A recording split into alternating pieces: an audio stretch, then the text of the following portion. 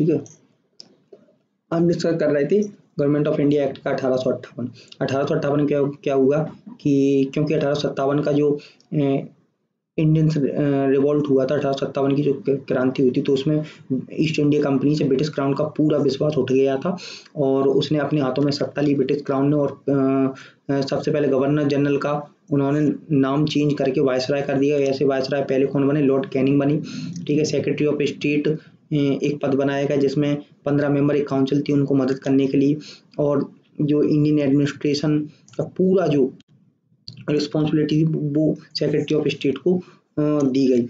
और ये एक कैबिनेट मेंबर हुआ करता था। कौन था ये एक कैबिनेट मेंबर था, ठीक है, जो कि ब्रिटिश पार्लियामेंट के ही, क्योंकि अब 1858 से क्या हुआ कि पूरी जो रिस्पॉन्सिबिलिटी है अपने हाथों में ब्रिटिश क्राउन ने ले ली, तो रिप्रेजेंटेटिव भी वहीं से होना चाहिए, इसलिए ये था, ठीक है। अब नेक्स्ट बात करेंगे किसकी, ये बहुत महत्वपूर्ण, ये भी इंडियन काउंसिल एक्ट है, इसमें बहुत इंपॉर्टेंट प्रोविजंस हैं, देख लेते हैं क्या क्या है।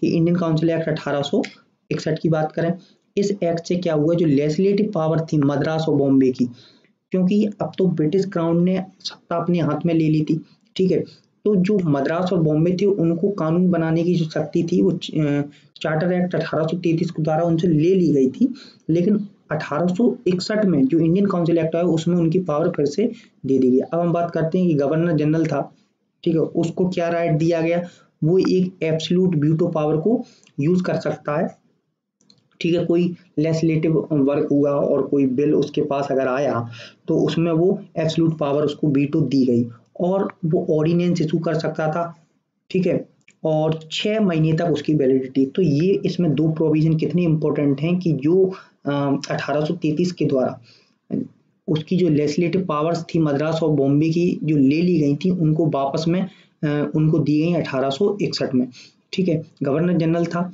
तो गवर्नर जनरल को एक एब्सोल्यूट वीटो की पावर दी गई, एब्सोल्यूट वीटो पावर दी गई और उसको ऑर्डिनेंस इशू करने के लिए भी पावर दी गई जो कि 6 महीने तक रह सकता था, ठीक है।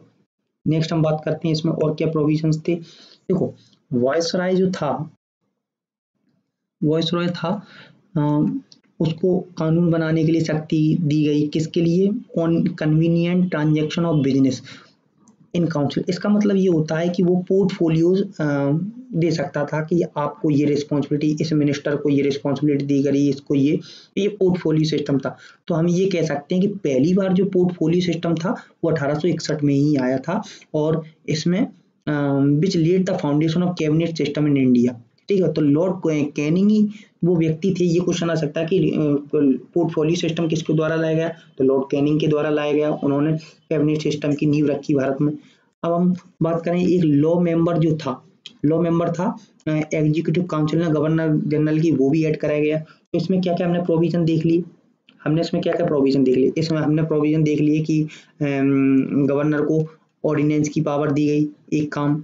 दूसरा हुआ कि उसको पहला ऑर्डिनेंस की पावर दी गई, मद्रास और बॉम्बे के जो गवर्नर थे उनको फिर से उनकी पावर जो कि 1833 में उनसे छीन ली गई थी 1861 में उनसे फिर से दे दी गई।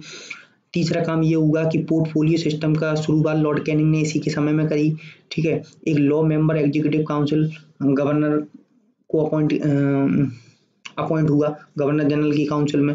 तो ये सारे इंपॉर्टेंट इसके प्रोविजन थे। अब हम बात करते हैं, कुछ रह तो नहीं रहा है इसमें, अच्छा एक चीज में रह रही है कि गवर्नर जनरल को एब्सोल्यूट वीटो की पावर दी गई है, इसी एक्ट में गवर्नर जनरल को एब्सोल्यूट वीटो की पावर दी गई थी।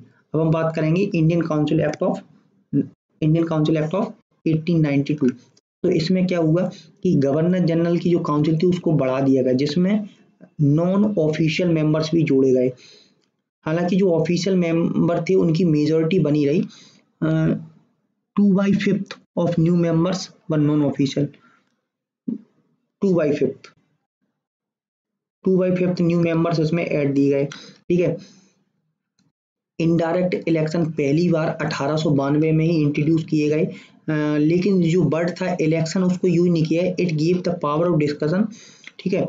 तो बजट को डिस्कस करने की पावर, तो 1892 का जो एक्ट था तो बजट को डिस्कस करते थे, डिस्कस कर सकते थे और इलेक्शंस इंट्रोड्यूस किए गए। हालांकि इनडायरेक्ट इलेक्शन थे लेकिन इलेक्शन वर्ड यूज नहीं हुआ था 1992 में। गवर्नर जनरल की काउंसिल में नॉन ऑफिशियल मेंबर्स बढ़ाए गए, हालांकि मेजोरिटी ऑफिशियल मेंबर्स की थी और 2/5 मेंबर्स नॉन ऑफिशियल उस समय हुआ करते थे। अब हम नेक्स्ट बात करेंगे, बहुत इंपॉर्टेंट है, ये था 1909 का, ठीक है, इंडियन काउंसिल एक्ट। और इंडियन काउंसिल एक्ट, ये इंडियन काउंसिल एक्ट का लास्ट था। ये क्वेश्चन पहले पूछा जाता था कि इंडियन काउंसिल एक्ट जो था उसका लास्ट जो एक्ट था वो कब आया था, तो 1909 में वो आया था। इसको मार्लियामेंटो रिफॉर्म्स के नाम से भी जानते थे। तो जो लॉर्ड मॉर्ले थे वो सेक्रेटरी ऑफ स्टेट थे इंडिया के लिए, और लॉर्ड जो मिंटो थे वो वायसराय थे। हैंस इसको मॉर्ले मिंटो रिफॉर्म्स कहा जाता था। ठीक है, लेजिस्लेटिव काउंसिल थी वो सेंटर में हुआ करती थी और प्रोविंस में थी। उसका जो साइज था वो बढ़ा दिया गया, लेजिस्लेटिव काउंसिल का इसमें साइज बढ़ा दिया। सेंटर ऑफ प्रोविंस का जो मेंबर थे गवर्नर जनरल काउंसिल के, वो भी 16 से 60 कर दिए गए, 16 to 60, 16 से 60 कर दिए गए। लेजिस्लेटिव काउंसिल सेंटर और प्रोविंस के लेवल पर उसकी स्ट्रेंथ बढ़ाई गई। उसमें गवर्नर जनरल की जो काउंसिल थी उसमें 16 से 60 किया गया। तो ये इंपॉर्टेंट प्रोविजन था। अब नेक्स्ट बात करें इसमें और क्या था इसमें, ठीक है, एक सेपरेट इलेक्टोरेट, ठीक है, मुस्लिम और कम्युनल। पहली बार 1909 में कम्युनल रिप्रेजेंटेशन 1909 में ही इंट्रोड्यूस हो चुका था। सेपरेट इलेक्टोरेट, मुस्लिम्स और कम्युनल, मतलब कम्युनल रिप्रेजेंटेशन की शुरुआत हम कह सकते हैं 1909 में हुई। तो इलेक्शन भारत में इंट्रोड्यूस हुए, ठीक है, पहली बार। और इंडियन को एग्जीक्यूटिव, ये इतना महत्वपूर्ण पॉइंट है कि जो इलेक्शंस में, ठीक है, क्योंकि 1909 में ही पहली बार इलेक्शंस भारत में इंट्रोड्यूस होते हैं। तो ये कहीं ना कहीं बहुत अच्छा स्टेप था ब्रिटिशर्स के द्वारा, पहली बार।